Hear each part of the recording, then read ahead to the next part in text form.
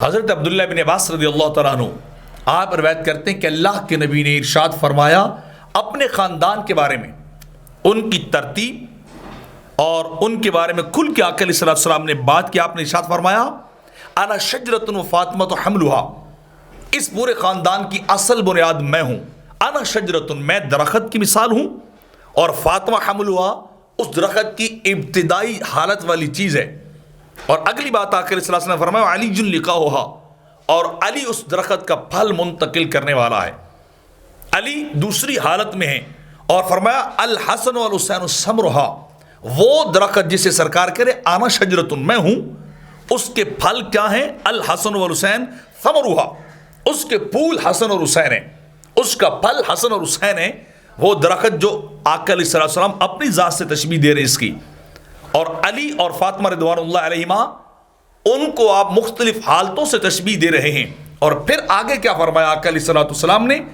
نبی پاک نے وہ بھی سننے والا فرمایا والمحبون اہل البیت ورقها، اور اہل بیت سے محبت کرنے والے اس درخت کے پتے ہیں، ان کی شاخوں کے پتے ہیں جو اہل بیت سے محبت کرتے ہیں، جو ان ہستیوں سے پیار کرتے ہیں. ورقها، وہ اس درخت کی جس کو سرکار کرے انا شجرہ، میں درخت، اس کے پتے اہل بیت سے محبت کرنے والے ہیں.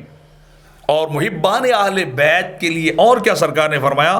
فرمایا ہم فی الجنت حقا، فرمایا جو اہل بیت سے محبت کرنے والے وہ پکے جنتی ہیں. 2 بار یہ کلمہ آقا علیہ السلام نے اپنی زبان حق ترجمان سے خود فرمایا.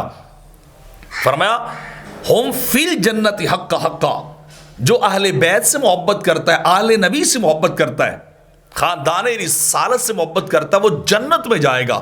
وہ دائیں بائیں نہیں جائے گا، کسی اور جگہ نہیں جائے گا، اللہ اسے جنت عطا کرے گا. اللہ اپنی جنت کے دروازے محبین اہل بیت کے لیے کھولے گا، عشاقان اہل بیت کے لیے کھولے گا. آقا علیہ السلام کے خاندان سے تعلق جوڑنے والوں کو اللہ قیامت کے دن جنت عطا کر دے گا.